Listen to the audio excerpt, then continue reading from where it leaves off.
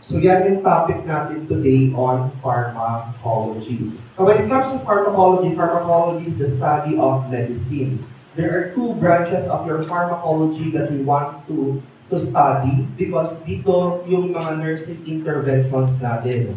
Ang importante sa pharmacology, your nursing interventions. And madali lang hindi mo naman kailangan i-memorize lahat ng medication kasi may mga clue ka. Like for example, olol. Ano ba yung olol? Beta blocker. Yung may mga pin.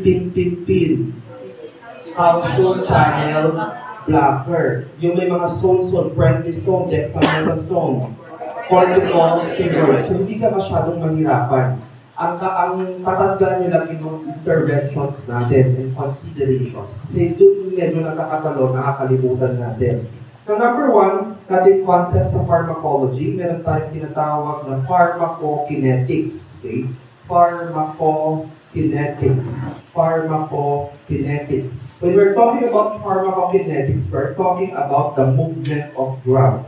Movement of drug into your body. Pag sinabing pharmacokinetics, movement of drug into your body. Movement of drug into your body. Now, there are four phases of your pharmacokinetics. Number one, so meron tayong phases of your pharmacokinetics. Number one, meron tayong absorption. Number one, you have absorption. Number two, yung ating distribution. Number two, your distribution. Pag sinabi mong absorption, this is the movement of drug from your small intestine going to your bloodstream. From small intestine going to your bloodstream. Remember, small intestine is your major site of what?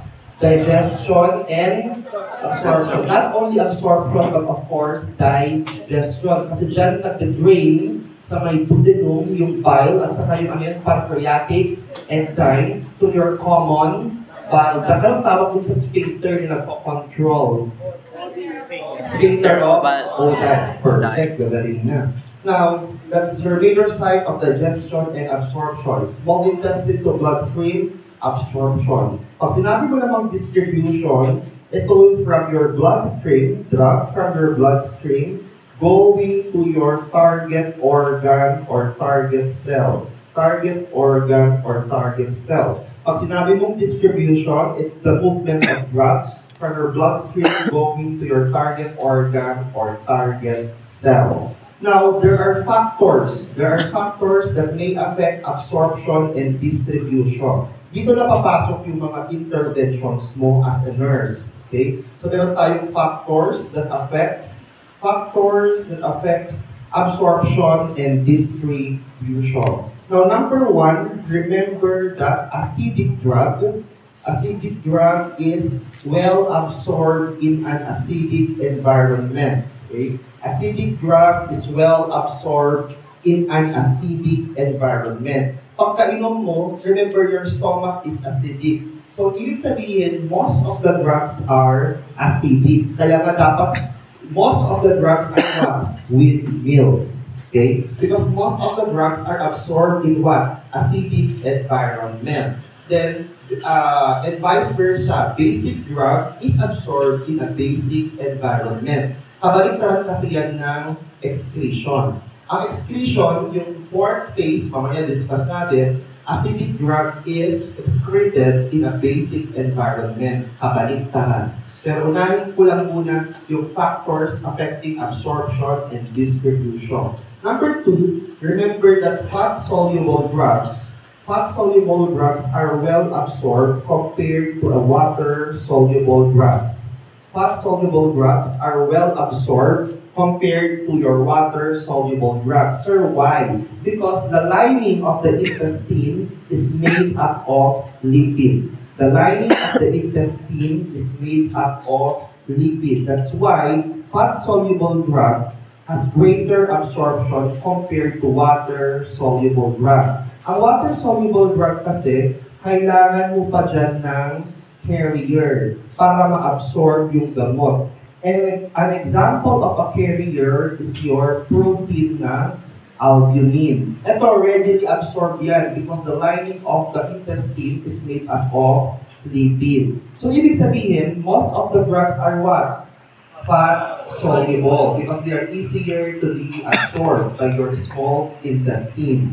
Now, number three, high fat in your diet, high fat in your diet will decrease the absorption.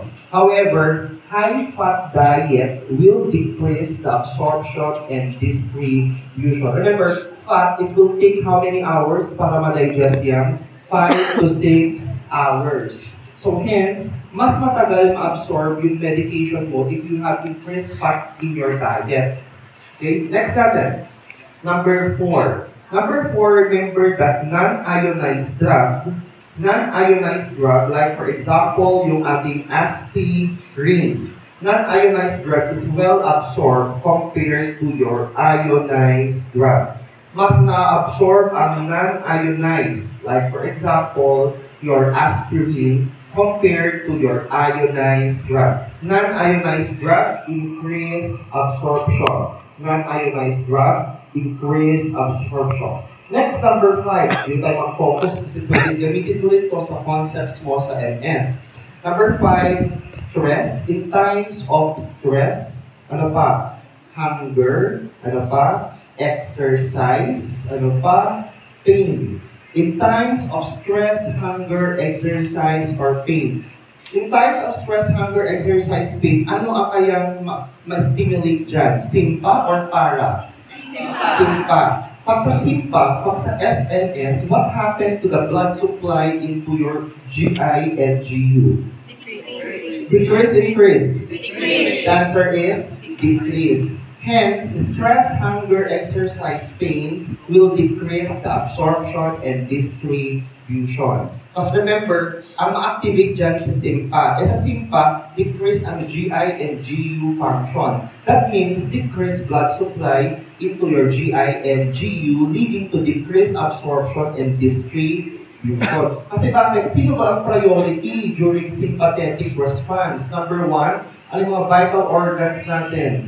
Number 1 is brain. So pupunta yung blood supply not in your GI but will go into your brain. Kasi vital organ natin yung brain. Remember, more than 10 minutes of decreased blood supply into your brain, that means decreased oxygen or hypoxia would lead to permanent brain damage. Number 2 would be your heart, yung ating myocardium. Because remember si myocardium, siya yung nagpapump ng blood all throughout your system, all throughout your body. And number 3, yung ating kidneys. So alam na yan, yung kidneys natin. Dito pupunta, mako-concentrate ang dugo because these are your vital organs and no blood will go or decreased blood supply will go to your GI. Kaya, in times of stress, hunger, exercise, and pain, decrease ang absorption at saka distribution.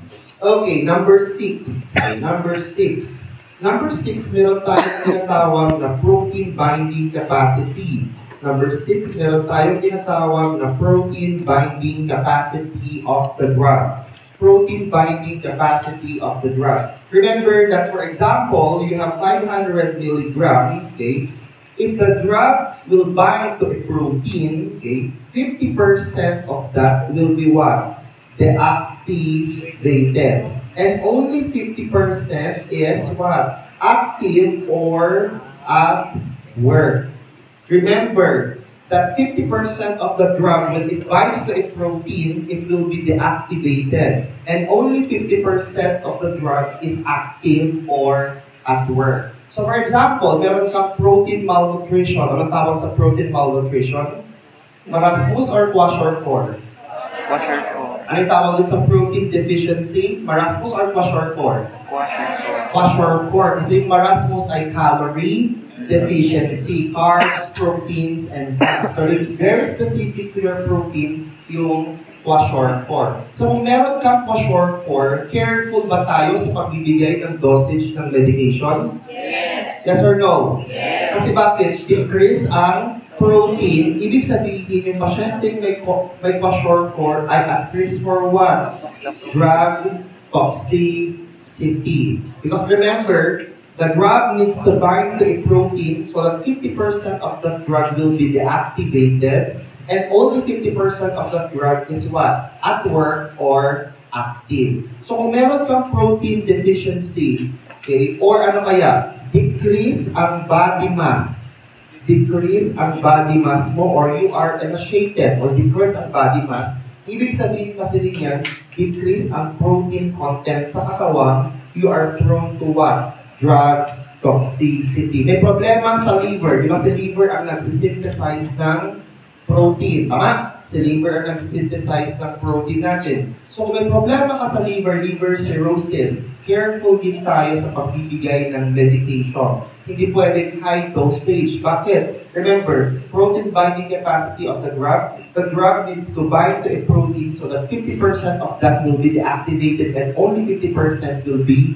at work. So, titignan natin yung kung mayroong protein deficiency. Number 7. Okay, number 7. Number 7, syempre, depende yan saan? Sa routes. Depende sa routes. Pag diminish ang circulation, okay, that means may problema tayo sa distribution. Para mas mabilis ang distribution, magkaroon ng immediate effect. Ano ang route mo? IV sa QIM? IV. So IV, if you want an immediate effect. For example, problems with decreased circulation. Kasi remember, distribution is the movement of drug from your bloodstream going to target cell. E pag kukunti ang blood volume mo, diminish ang circulation or may hypovolemia, okay, ang choice mo lang dyan, dapat yung mabilis ang action, intravenous. Another drug, yung ating another way is through subcutaneous. Subcutaneous, pag ang gusto nating effect ay sustained effect, or if you want a slowed effect, or yung nasa libro ninyo kay Cogier, sabi niyan, maintained effect. Pag sustained, slowed, maintained effect, subcutaneous. Example ng gamot na binibigay natin dito, insulin. Are you going to massage? No. Lalo magkaroon ng hypoglycemia. Are you going to rotate? Yes. To prevent lipo-dystrophy. Anong distance from injection site doon sa another injection? 2.54 centimeter or 1 to 2 inch or 1 inch ang distance niya. To prevent lipo-dystrophy. Anong angle ng syringe? 45. Depende, sir. 45 to 90. 45 to 90. 45, payat ang pasyente, emaciated. Pero kung mataba yung pasyente, 90. Kung mataba, 90. So, depende. 45 to 90. 45 to 90. Another drug na binibigay sa subcutaneous ay yung gamot na heparin. Pag nagbigay ka ng heparin, are you going to massage? No. No, kasi anti-coagulant. Pag minasage yan, pwede magkaroon ng bruises. Pwede magkaroon ng bruises. So, do not massage. Okay? Another route, yung ating intramuscular, IM. Okay? Intramuscular. Meron tayong tinatawag very specific yung deep IM. Tapos sa deep IM, meron tong technique na ginagawa dyan. Ang tawag na doon ay si Z-track technique. Meron kang ginagawa dyan. Si Z-track technique. Sir, anong purpose ng deep IM through Z-track technique? Ginagawa natin yung IM, deep IM, Z-track technique to prevent, very good, to prevent leakage of the drug. Example of this drug, yung mga iron prepared drugs natin. Mga iron prepared drugs. Sir, bakit pag nagkaroon ng leakage? Because that drug is what? Irritating. That drug is irritating and could cause discoloration. Pwede magkaroon ng discoloration. The drug is irritating at pwede magkaroon ng discoloration. So, ang choice mo would be what? Deep IM through Z-track technique. Ima-massage ba? No, kasi ayaw mo nga magkaroon ng leakage. Okay? So, to avoid irritating and discoloration, deep IM, Z-track technique, ang laging tinatanong dyan, yung mga iron prepared drugs natin, your iron prepared drugs. Now, of course, the only route that undergoes metabolism is your oral route. Okay, oral or per oral. With that, number three natin sa phases ay metabolism. Number three sa phase natin ay metabolism. Metabolism, or this is also known as your biotransformation. Alam mo na to, tapos na natin ang GI concept and hepatobiliary. Biotransformation, or this is also known as your first pass phenomenon. First pass phenomenon. Biotransformation or your first pass phenomenon. Now remember, when a drug undergoes drug metabolism, saan to? Sa liver. At sa liver, kung gusto mo makita ang function ng liver, ano tine-check natin? ALT, AST. Ano yun? Eh kung wala sa ALT, ano titignan? Perfect, bilirubin. Okay, now that's for your liver. Now when a drug undergoes drug metabolism or biotransformation into your liver, for example, you have 500 milligram. For example, meron kang 500 milligram. Probably, sabi ko sa inyo last time, 200 milligram dyan ay madi-deactivate and only 300 milligram will be active, absorbed, and distributed. So, ibig sabihin, kung may problema ka sa liver, prone ka rin magkaroon ng drug toxicity. Prone ka rin magkaroon ng drug toxicity.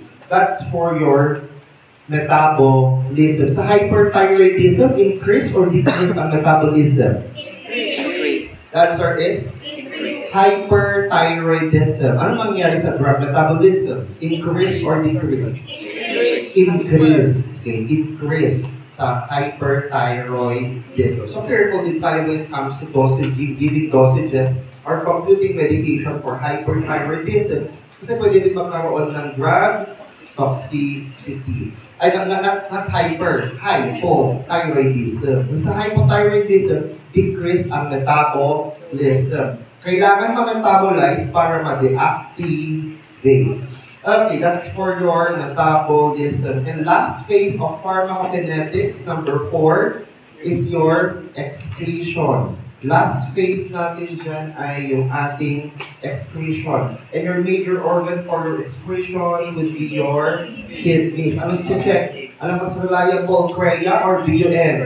Ayan? Creatinine. Very good. Creatinine. Now, ito, kabaliktaran ni absorption. Remember here that acidic drug is well excreted in an alkaline or basic environment and vice versa. Alkaline drug is well excreted in an acidic environment. Kaya lagi mo makikita, aside from your management for what? UTI, nakikita mo yung, acidify the urine. Diba? Lagi makikita yung acidify the urine. And what is the number one way daw on how to acidify urine?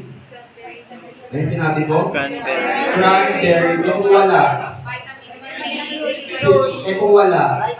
Vitamin C. Okay. So remember, acidic drug is well excreted in alkaline environment and vice versa. So that is for your what? Excretion. Pharmacokinetics. Okay, dana tayo sa pharmacokinetics. We move on to your pharmacodynamics. Ito madali lang to. Pharmacodynamics. Pag sinabi mo pharmacodynamics, ang pinag-uusapan mo ay the effect of the drug. Okay? The effect of the drug into your body. Pag sinabi mong pharmacodynamics, ang pinag-uusapan yung epekto ng gamot sa katawan. And number 1, syempre, gusto natin dapat dyan ay yung therapeutic effect. Number 1 is your therapeutic effect. Therapeutic effect, remember, yan yung ating desired effect. And anything aside from therapeutic effect would be your what? Adverse effect. Anything about your therapeutic effect is your adverse effect. Meron tayong minor lang. Minor and common. Ano yun? Side effect. So under your adverse effect, meron tayong side effect.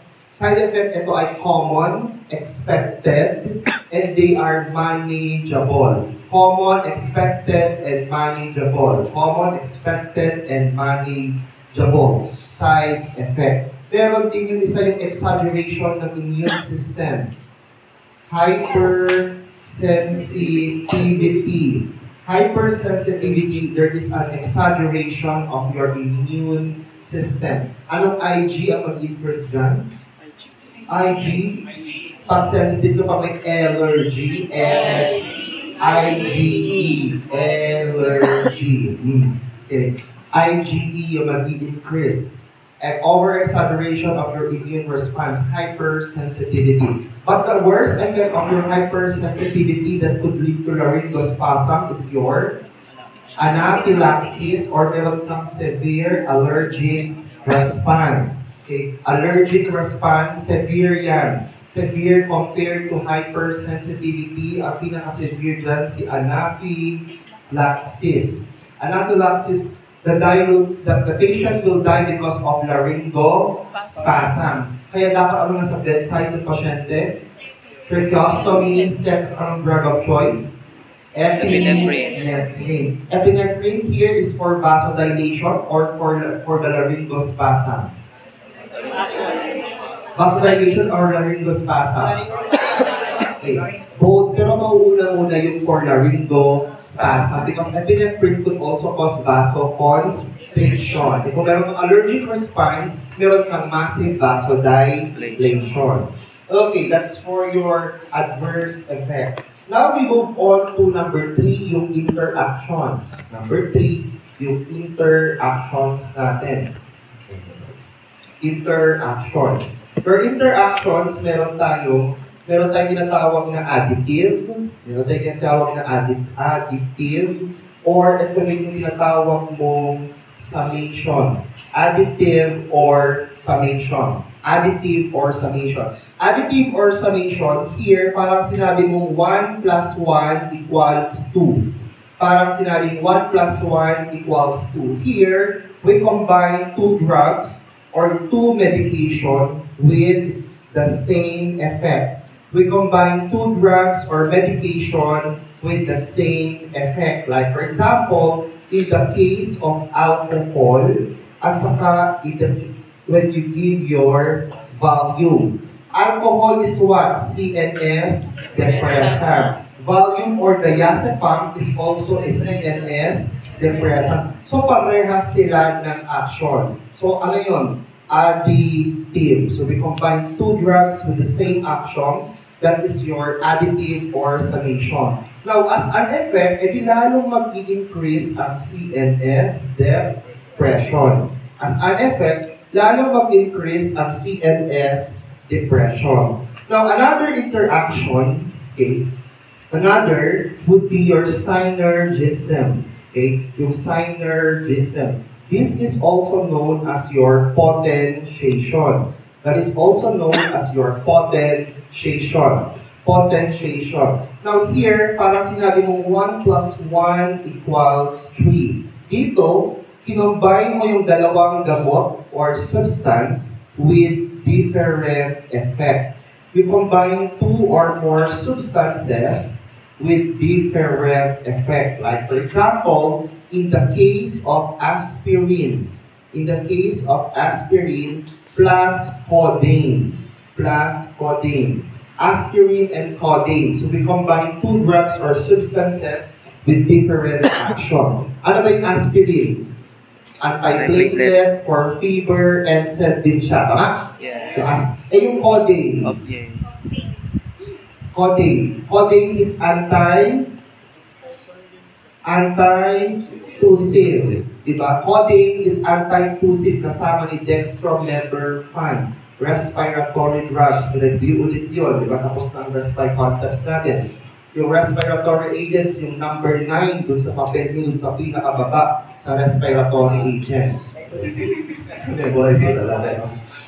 Anti-tussive yan class. So if you combine aspirin and codeine, aspirin will potentiate your codeine. So ibig sabihin, ini-increase niya yung effect ni codeine. Now when you combine that as an effect, lalong mag-increase ang relief from cough. Because aspirin potentiates the action of codeine, which is an anti-tussive. So increase relief from cough. As an effect, meron kang increase relief from cough. Ang tawag doon ay synergism. Ang tawag doon, synergism. Remember, we combine two drugs or substances with different effect. Okay. Next natin, other interactions would be your tolerance. Okay, next would be your tolerance. Tolerance, ito common ito when you give what? Pain medication. Makikita mo yan pag layo na nagbibigay ng pain medication. When we say tolerance, you need a higher dose to have an effect. Kailangan mo daw ng higher dose para magkaroon ng effect. So, common mo makikita yan sa pain medication. So, anong gagawin mo para maiwasan mo ang tolerance? What would you do to prevent tolerance? Mag-start ka muna saan? Lower dose before pumunta sa higher dose. Kasi pag binigay mo agad yung higher dose, pagkakaroon ng tolerance, baka hindi na effective yung high dose mo. Prone ka na magkaroon ng drug toxicity. Lalo na pag binigay mo ay narcotic analgesic. Resulting to yung CNS depression. Okay, so you have there your tolerance. You need a higher dose to have an effect. Okay, next natin. Next, aside from your tolerance, meron tayong tinatawag na drug toxicity. Diba? Toxicity increase ang drug serum level. Pag sinabi mong toxicity, increase drug serum level. Different drugs have different therapeutic level. Tama? Iba't ibang gamot may iba't ibang therapeutic level. Like for example, digoxin, below 2 nanogram per liter. Yung gamot mo, Dilantin, 10 to 20 ang kanyang therapeutic level. Pilit mo na yan. Pilit mo na yan. Dilantin, 10 to 20 ang kanyang therapeutic level. Ano yung gamot na yan? Yung gamot na penny yung gamot na penny point. Okay. More than that, baka magkaroon ka ng gingival hyperplasia. Kailangan mo ng soft bristle toothbrush. Yung gamot na Dilantin, 10 to 20 ang therapeutic level niya. Okay. Anyway, now other terms that you need to remember pag sinabing pharmacodynamics, yung ating agonist, at saka syempre yung antagonist. Agonist, ito ay bida kontra bida. Bida. Pag sinabing bida, it supports the action. Itong antagonist, bida kontra bida. Pag sinabing antagonist, ito naman, it blocks the action. Okay, blocks the action. So that's for your pharmacodynamics. Meron yung tanong dyan, yung iatrogenic, di ba? Iatrogenic. Iatrogenic, this is an effect of the drug, side effect of a drug, secondary to a treatment. Okay, effect of the drug secondary to the treatment of a certain disease. Like for example, pag magbibigay ka ng ibuprofen. Ibuprofen is what? An NSAIDs. Pag NSAIDs, lagi dapat pag NSAIDs, kailangan yan with meal kasi gastric irritant and could cause gastric irritation. Ikaw na nurse, nakalimutan mo sabihin na kailangan kumain ng pasyente. So, nag-take ng ibuprofen, dahil hindi kumain, nagkaroon ng gastric bleeding. Gastric bleeding could lead to what? Could lead to anemia. Okay? Could lead to anemia. So, the cause of anemia here is what? Iatrogenic. Because that is secondary to a treatment. Ano yung treatment? Kasi probably meron siyang rheumatoid arthritis na nag-ibuprofen. Hindi ka kumain ng food, kailangan kasi with meals yan. Ang tawag doon ay iatrogenic effect, secondary to a treatment. So, importante yung mga interventions natin before taking your medication. medication. Now, general rule when it comes to giving drugs, sulat sa papel yung compliance. General rule when giving drugs, sulat sa papel yung word na compliance. Sulat sa papel yung word na compliance. Letter C, careful when giving drugs. To letter C, children. Letter C, children. Yung letter is sa pinakababa dyan ay elderly. Okay. So careful when giving drugs to your letter C, children. Letter E, elderly. Sir, why? Children, immature ang kanyang liver at saka kidney. Elderly, meron namang degeneration of liver and kidney. And remember, children and elderly, decrease ang body mass nila.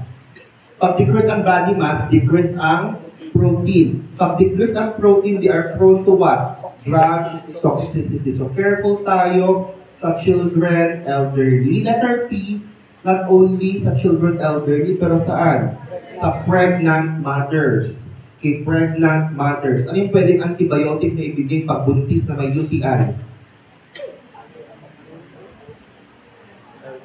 Anong antibiotic? Diba? For UTI, Cotri, Moxazole. Pero hindi pwedeng bigyan ng Cotri kasi nga may teratogenic effect. So, ano bibigay mo? Cephalosporins. Ano yun? Cephalexin, cefuroxime, ceftriaxone. So, yung cephalosporin na group ng medication, pwedeng ibigay sa buntis. Walang teratogenic effect. At saka ano pa, yung nasa IMCI, kasama ni Cotrimoxazole. CHN concept. Letter A, amoxicillin. There are two drugs used in your IMCI, Cotrimoxazole and amoxicillin. Ang amoxicillin pwede sa buntis na nanay. Walang teratogenic effect. So, bibigay mo amoxicillin at saka yung cephalosporin mo. Example, cephalexin. Careful sa pregnant mother. Ano pa? Letter L, sa lactating mother. At kung meron kang problema, syempre sa letter L, liver. Careful ka rin sa pagbibigay sa lactating mother at may problema sa liver. Next, letter O, observe. Observe mo yung adverse effect. Observe adverse effect. Letter M, meds. Letter M, meds. Letter M, meds. Tatandaan, no over-the-counter medication. No over-the-counter medication without consultation. Kasi pwede ka magkaroon ng drug-to-drug interaction or drug-to-food interaction. Yung bawal pang natitig ka ng mawi. Tyronin-rich food. Ano pwedeng cheese lang pwede niyang kainin? At saka, cream cheese. At saka, Parmesan cheese. Because these are not what? Aged cheese. Hindi kasi sila aged cheese. Okay, bawal yung may mga preservatives. Pwede magkaroon ng hypertensive crisis. Pwede magkaroon ng hypertension. So yung mga ganun, drug interaction. Ano bawal kainin pag magtitik ka ng Coumadin or warfarin? Vitamin K or green leafy? Wala namang kasing effect. Di ba? Walang effect. So, drug interaction. So remember, no over-the-counter drug without consultation to prevent drug or food interactions. Letter I dyan ay interaction. Letter A sa antibiotic, allergy. Okay, I interactions. Letter A, allergy. Ano yung ginagawa mo to check the allergy? Skin testing. Saka check mo yung history.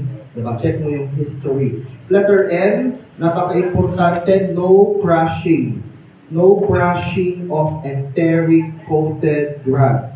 No crushing of enteric-coated medication. No crushing of enteric-coated drug. Because remember, if the drug is enteric-coated or may nakalagay din sa gamot, film-coated, okay, you need to swallow that as a whole. No crushing, no grinding of that drug. Because remember, if the drug will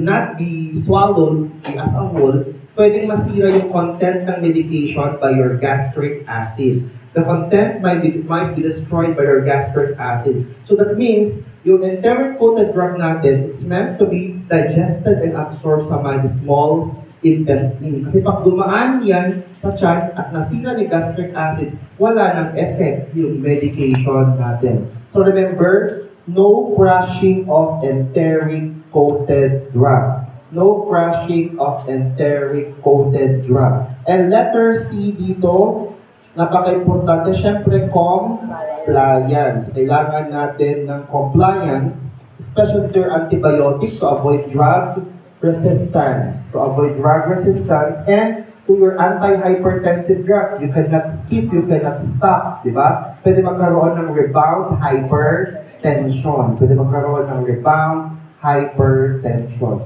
So yan yung ating general rule when giving your medication. Review lang tayo, 10 rights of drug administration. Number 1, write patient in proper way. Ask the client. Okay?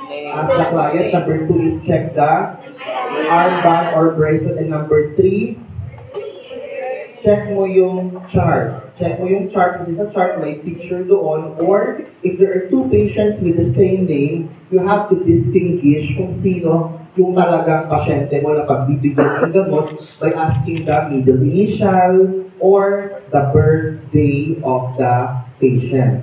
So number 1, ask the name. Number 2, bracelet, ID band. Number 3, check the chart and distinguish the right patient by asking the birthday or the middle initial. Baka parehas kasi ng pangalan at ate dito.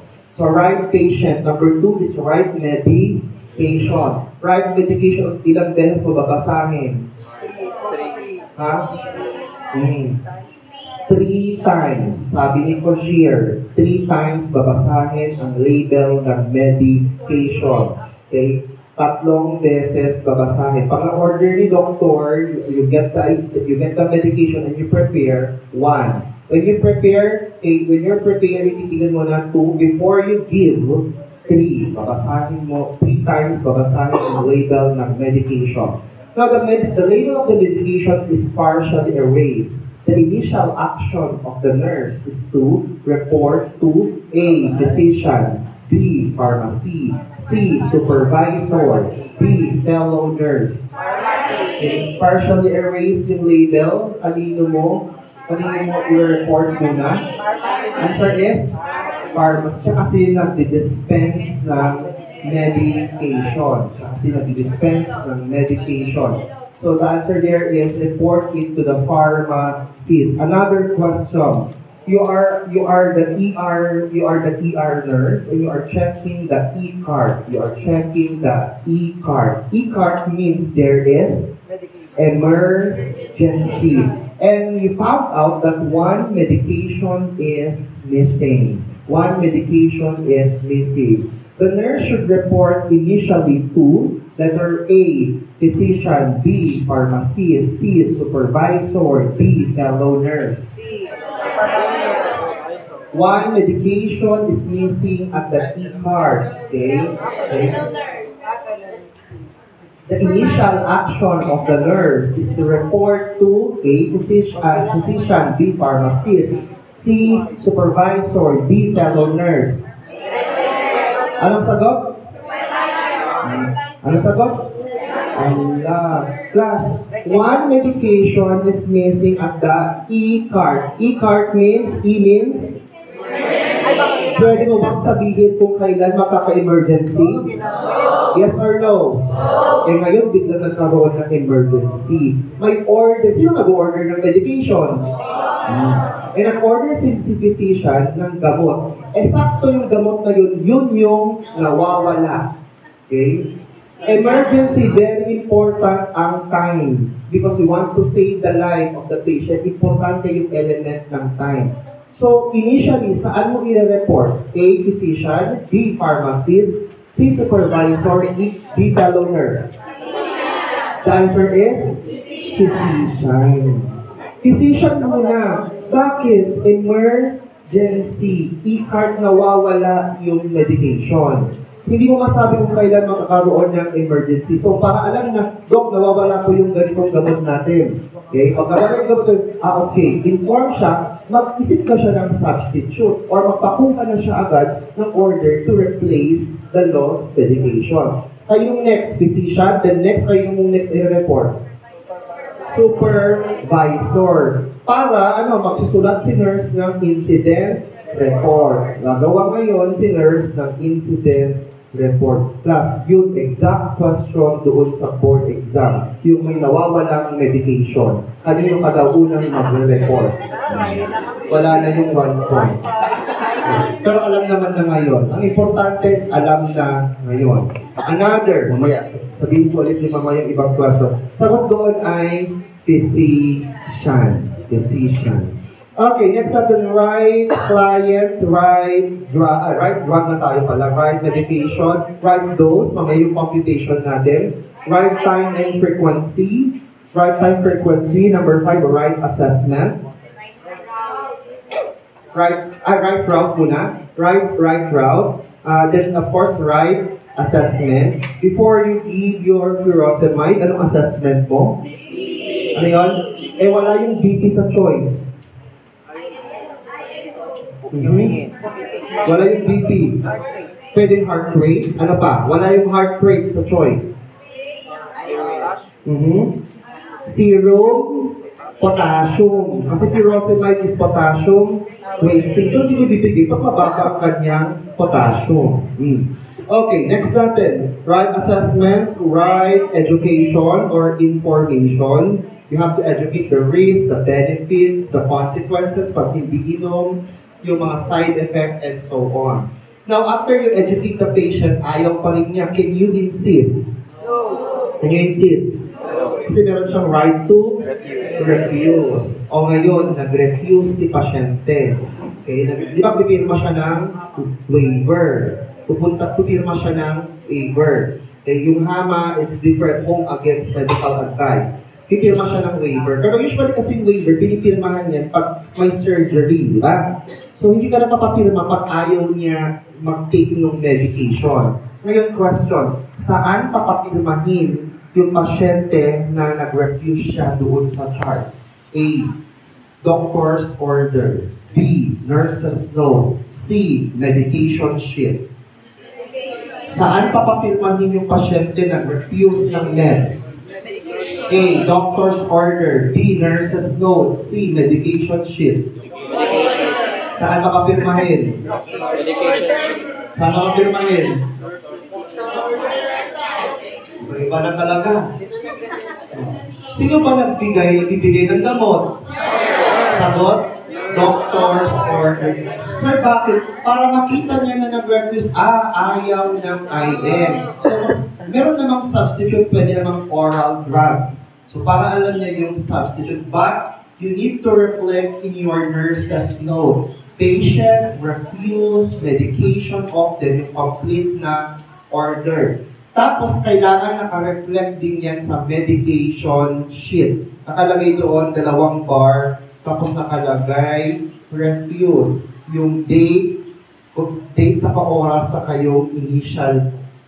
Okay? So, nakalagay din yan. Okay. So, naka-reflect din sa nurse's note and naka-reflect din sa medication sheet. Okay, answer doon ay doctor. So, right to refuse. Next natin, mga materials.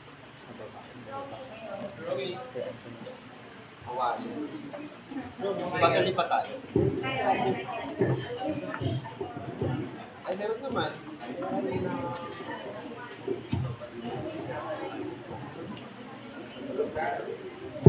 Please charge. Okay. Okay, that's right refuse. Next, right evaluation. Right evaluation. Patient taking mannitol. Right evaluation is A, urine output. B, level of consciousness. C, blood pressure. D, heart rate. Patients taking mannitol. The right evaluation is anong sagot doon? A, urine output. B, level of consciousness. C, blood pressure. D, heart rate. Sagot?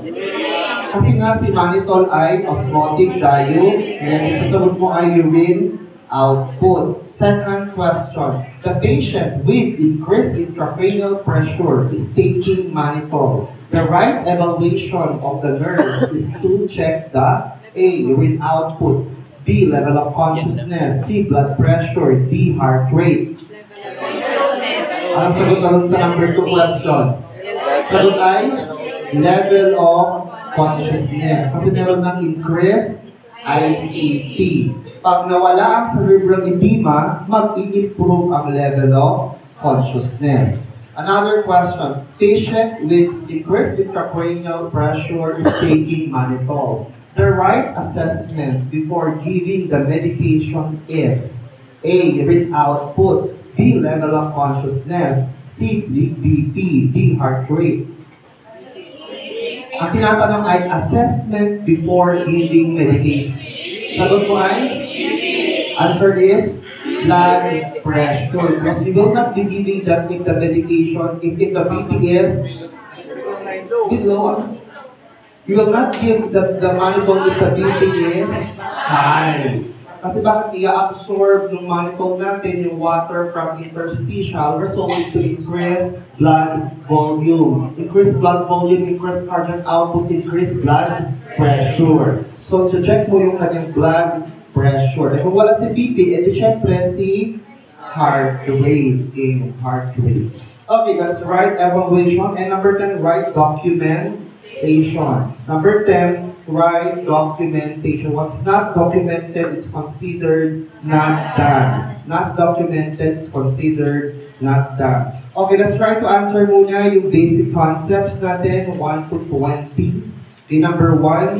Okay, number 1. Number 1 is pharmacokinetics. Pharmacognosy is the study of identification of drugs. Okay. Letter A is the study of the identification of the natural sources of your drugs. Number 2 is increase hyperthyroidism. Kasi letter A, decrease ang excretion. Letter B, decrease ang metabolism. Letter D, decrease ang metabolism. Ang tinatanong dyan ay increase. Increase. Sagot, hyperthyroidism. Sagot, hyperthyroidism. Number 3, intravenous. Intravenous. Yung Z-trap technique, saan dyan? Deep, IM. Yung slow, sustained, maintained effect. Subcutaneous. Okay, number 4. Enteric coated. Are you going to brush enteric coated drug? Saan ang sagot? Letter D. Be sure to swallow the tablet full without chewing it. Answer letter D. No crushing of enteric coated drug. Because remember that drug will be destroyed by your gastric acid and is meant to be digested and absorbed in your small intestine. Number 5. Cardiogenic shock, decrease ang circulation. Letter B, diminish circulation. Kaya IV ang route natin. Number 6, when the drug is 50% protein bound, it means 50% is at work. Hindi naman excreted or destroyed, deactivated.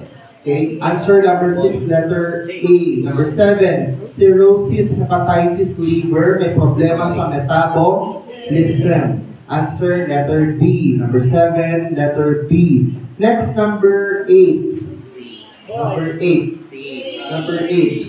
Number 8, meron tayong tinatawag na half-life. Meron tayong tinatawag na half-life. Half-life, it's the time required. This is the time required so that 1/2 of the concentration of the drug will be what? Eliminated. 1/2 of the concentration of the drug will be eliminated. It's the time required so that 1/2 of the drug of the concentration of the drug will be eliminated. Different drugs have different half-life. Meron tayong gamot na matagal ang half-life. Like for example, Coumadin. Pero meron din yung mabibilis. Kaya ano yung gamot yun na hindi mo pwedeng i-prepare pag hindi mo ibibigay. Ano yun? penicillin, at lahat ng penicillin drugs natin, including your ampicillin. Pag dinalgin sa ampicillin, kailangan ibigay agad. Kasi bakit? Mabilis kasi ang kanyang half-life. So, like for example, for number 8, nakalagay dyan, meron siyang 500 milligram. Okay? Ang half-life niya daw ay 1 hour. Now, binigay mo siya ng 2:10 p.m. But the question here is the amount of blood, the amount of drug in your bloodstream at the second half-life. Yung first half-life niya, makakalahati daw yun kasi nga 1/2 of the concentration of the drug will be eliminated. So first hour, kung makakalahati yan, magiging 250. After another hour, si 250, makakalahati yan, magiging 125. And third half-life mo, si 125, makakalahati yan, magiging 62.5. So anong sagot natin? 125. Letter C. So, ang tinatanong dyan ay second half-life. Answer mo dyan ay letter C. Answer is letter C. Next natin, number 9. Go. Kidneys. Letter D. Number 10. C. Number 10. C. Number 10. C. Cat. Plus tingin sa number 10. Kahit hindi mo alam ang sagot dito, makukuha mo yung number 10. Number 10, signs of nephrotoxicity which can be determined through urinalysis are the following except. Letter D, presence of protein in RBC. Meron ba yun sa urinalysis? Meron? Ibig sabihin pag may protein RBC, pwedeng meron tayong destruction of the nephrons. Tama? Or may UTI. Next, letter B, specific gravity. May kita ba ang specific gravity sa urinalysis? 1.010 to 1.030 or 1.025 ang normal value. Tama? Eh yung presence of CAS, meron ba yan sa urinalysis? Meron ba sa urinalysis? Alam, hindi siya nag-class. Meron class ang CAS. Pag positive ang CAS mo, ibig sabihin meron kang infection. Kasi ang CAS, ito yung byproduct ng infection sa urine. So pag positive ang CAS, ibig sabihin meron kang infection. Makikita mo yan sa urinalysis. Sagot dyan ay letter A. Ano ba yung first sign ng renal failure? Answer is? Oliguria. Malalaman mo yan kahit wala kang urinalysis. Kumuha ka ng empty bottle. Diba? Empty bottle ng IV fluid. Papagihingin mo sa bottle at i-measure mo kung 100 ml ba yan or 200 or whatever. Diba? So, hindi mo kailangan ng urinalysis. Okay? Malalaman mo na merong nephrotoxicity kung meron kang oliguria. Okay. O decrease ang urine output. Answer letter A. Hindi mo kailangan ng urinalysis. Number 10. Takpan mo ang question sa number 10 dahil hindi mo nga alam. Meron tayong rules sa board exam na tinatawag natin categorization. Meron tayong technique sa board exam. Ito tawag mo doon ay categorization. You have to categorize all answers in one category. And the answer that you cannot categorize into in that category will be your answer. For example, letter A, letter B, letter C, letter D. Si A, B, C, para makuha mo yan, kailangan ng laboratory. Si letter D, hindi mo kailangan ng laboratory para makuha mo yung assessment na yan. Like for example, yung number 10. Ang kailangan mo lang dyan ay inspection. Another example, si A, B, C, D, lahat yan ay abnormal. Okay? Kasi letter D lang dyan ang normal. So probably the answer there is letter D because you can categorize A, B, C as abnormal.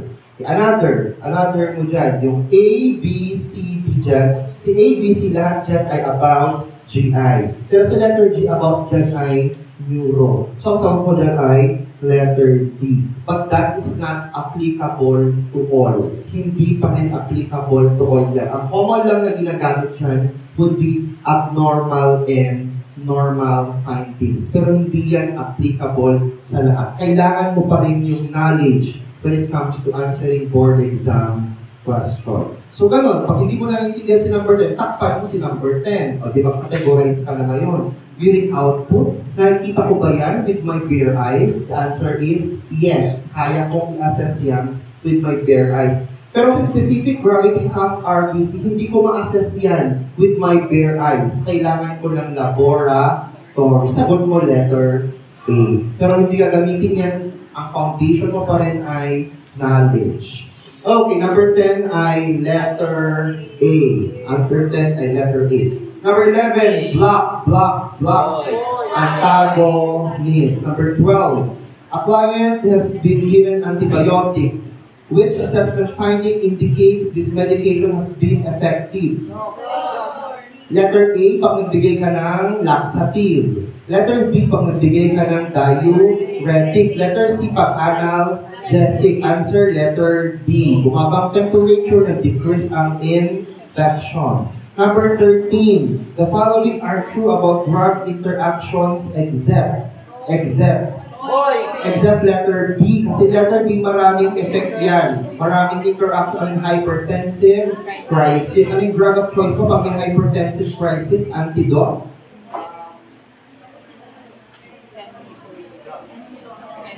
Phentolamine ang binibigay mo pag may hypertensive crisis. Phentolamine is a fast-acting vasodilator. Fast-acting vasodilator, phentolamine. Pag binibigay mo yan, antidote pag mayroong hypertensive crisis after taking Maui plus a high tyramine-rich food natin. Okay, phentolamine, fast-acting vasodilator. Okay, pero kung meron kang hypertensive crisis not related to Maui, anong sagot natin? Hypertensive crisis not related to Maui, sagot mo dun ay nitroprusside. Nitroprusside is a nitrate. Okay, emergency drug mo for hypertensive crisis. Nitroprusside. Nitrate, paano yung nitrates natin? Nitroglycerin drug of choice for patients with angina. Okay. Ang nitroprusside, nitrates din yan, pero binibigay yan IV. Drug of choice mo for hypertensive crisis. Lumabas, exact question sa board exam. Which drug is given to patients with hypertensive crisis? Sagot, nitroprusside. Okay, nitrates din yan, ginagamit din sa angina. Okay, number 14, so lahat ay true sa number 13 except letter B. Number 14, iatrogenic, letter A. Number 15, pharmacy, di ba? For labeling, letter B. Number 16, which of the following ay an injection site would be typically select for a child under 3 years old? Answer, vastus lateralis. Sir, kailan pwedeng gamitin ang letter A and letter B? A and B pwedeng gamitin yan if the child is already walking.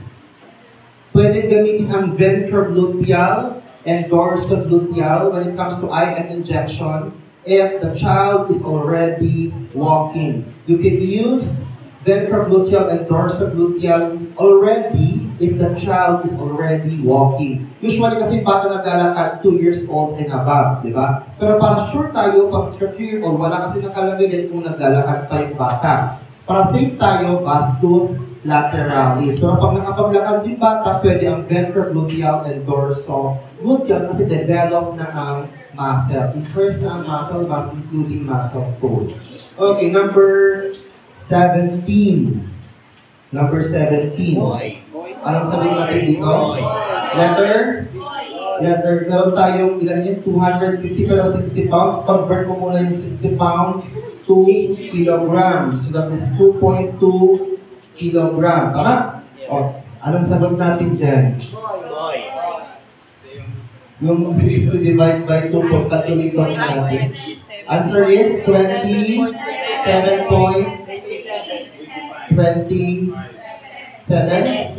Oh. Then, of course, ita-times mo yan sa recommended dose niya. 20. Okay, ano yung prescribed dose natin? 20. So, 20 milligrams times 20 milligrams per kilogram per day. Per day kasi yan, nakalagay in 3 divided doses. So, divide by 3. Divide by 3. So, you will get what? 181 point something or 182. Answer is letter B. The answer is letter B. Number 18. Number 18. Number 18. When it comes to pediatric calculation, sabi ko na ba ito, class? When it comes to pediatric calculation, what are the methods when you compute or calculate your pediatric calculations? Okay. Ha? Ay, sabi ko na ba? Ganda ba? Number 1 is yung ating body surface area calculation. Body surface area calculation or yung tinatawag nating nomogram method. Nomogram method or body surface area calculation. Ito yung kalimitang ginagamit. And ginagamit dito, remember, when you compute for your chemotherapy agents. Pag ang pasyente may cancer, when it comes to dosaging, body surface area ang ginagamit for the calculation. Okay? So for chemotherapy agents and of course, pediatric calculation. Sa nomogram method, meron tayong tinatawag na nomogram chart. Meron tayong tinatawag na nomogram chart. Sa nomogram chart, naka-plot doon ang weight at saka height ng pasyente. Yung gitna niyan, that is your body surface area. So, ibig sabihin, kailangan mo ng weight at height ng pasyente to determine the body surface area. So, for example, andito ang weight, andito ang height. Ipa-plot mo yan, yung gitna niyan, that's your body surface area expressed in meter square. Expressed in meter square. Now, to calculate for your dosage using your body surface area, your drug calculation is equivalent to your body surface area divided by 1.73. 1.73 here is a constant number. 1.73 is a constant number times your average adult dose or the given dose in the situation. So when you compute it, ang body surface area niya, example sa number 18 ay 0.41 meters square divided by 1.73 times ano yung average adult dose na binigay dyan? 250. Constant number ang 1.73. Now, if you calculate that, you will get 59 milligrams. So, answer is letter C. The answer is letter C. Body surface area calculation. Buhayin ka sa yung body surface area calculation natin. Pwedeng picturean yan para hindi kayo mahirapan isulat. Okay.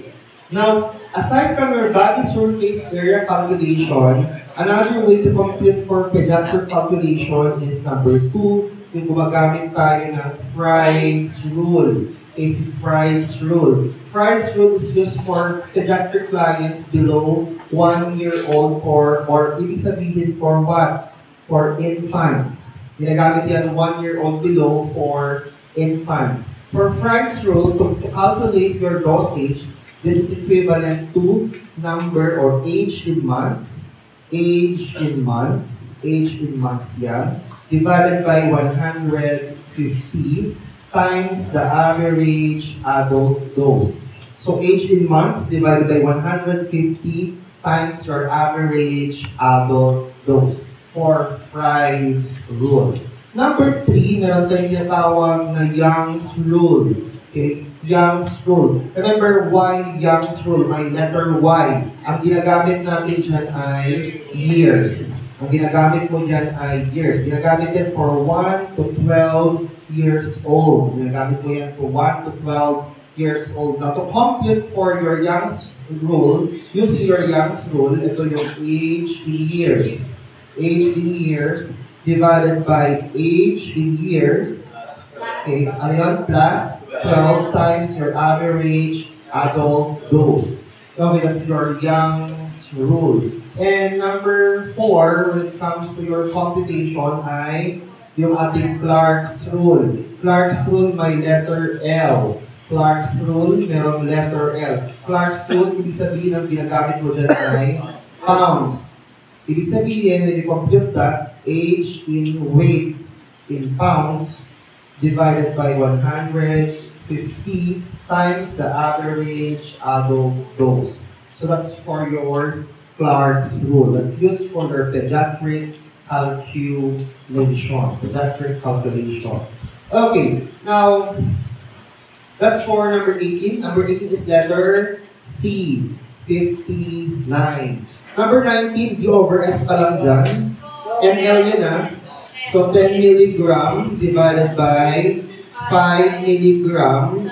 The desired, ito yung stock natin, times 5 ml.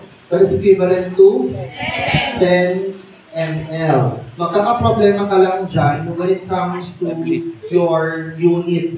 Okay? Magkakaproblema when it comes to your units. Like for example, 1 gram is equivalent to how many milligram? 1,000. Ano yan? 1,000. 1,000 milligram. How about 1 microgram? Oh, 1 microgram or mcg. Point 1. 1 milligram, sorry. 1 milligram is equivalent to 1,000 mcg or microgram. E pag sinabi ko namang lidocaine 1%, anong ibig sabihin? Ang stock dose ay lidocaine 1%. Pag sinabi mo 1%, anong ibig sabihin? Ibig sabihin yan ay 1 gram is to 100 ml. Ibig sabihin yan ay 1 gram is to 100 ml. So for example, meron akong 400 milligram na lidocaine. May 400 milligram ako na lidocaine na order ni doktor. Ang nakalagay na stock ay 1%. Okay? Ibig sabihin yan 1 gram. Ilan bang milligram sa 1 gram? 1,000 yan. Times, sabi natin 1 gram in 100 ml. So times 100. So yan yung computation natin. When you compute for your what? Lidocaine. Lidocaine is your general drug for cardiac dysrhythmia and premature ventricular contraction. Ulit natin, PVC. Okay, yung ating drug, lidocaine. Diba? General drug for cardiac dysrhythmia, PVC. So that's how to compute dosage using your lidocaine. So, ibig sabihin, sir, paano ka 2% ang sinabi? Anong ibig sabihin? 2 grams in 100 ml. E pag 3%, 3 grams in 100 ml. Now, another, pag nakita naman ito, 1 is to 1,000. Pag magko-compute ka naman ng epinephrine, kapag magko-compute ka ng epinephrine, anong ibig sabihin? Stock dose of epinephrine is 1 is to 1,000. Ang ibig sabihin nito ay 1 gram naman yan is to what? 1 gram per 1,000 ml. 1 gram per 1,000 ml. So kung may order si Doc na 400 mg na epinephrine, that is equivalent to 1,000 mg times 1,000 ml. Nakuha natin. Kasi incorporate mo yan. Okay? So that's for your epinephrine. Pag nakita yan, ibig sabihin yan ay 1 gram is to 1,000 ml. How about kung grain naman? Okay, grain. Remember, 1 grain is equivalent to 60 milligram. 1 grain is equivalent to 60 milligram. So pag sinabi kong may order si doktor na grain 10, ang equivalent niyan ay, so 10 times 60 is equivalent to 600 milligram. Bukan natin, 1 grain is equivalent to 60 milligram. Yan lang naman at D over S ang tinatanong ng medication natin. And of course, syempre yung IV computation natin. Okay, yung volume times drug factor divided by your hours, at saka yung 60 minutes. Eh pag sinabi kong adult ang pasyente, ano gagamitin kong graph factor? Ha? Depende, 15 or 20. Pag 15, ito ay clear. Diba? Pag 20, sabi natin pag ito ay ink or may incorporation. Example natin ay when you pinidubla, baliktad. 15 ang gagamitin mo pag clear. Pag 15 pag tick, okay? 20 naman pag clear. Pag tick, so example natin ito may incorporation or blood products. Clear, pag PNSS, D5NSS, walang halong iba, clear, at walang nakalagay na drug factor at ang patient mo ay adult, ang gagamitin mo ay 20. Kasi sa PEG, alam mo na na 60. Okay, number 19. 19 is the letter D, and number 20 is? Okay, so 1.5 lang yan, divide by 0.5 milligram times 1 tab. That's equivalent to letter B, 3 tablets. That's equivalent to letter B, 3 tablets.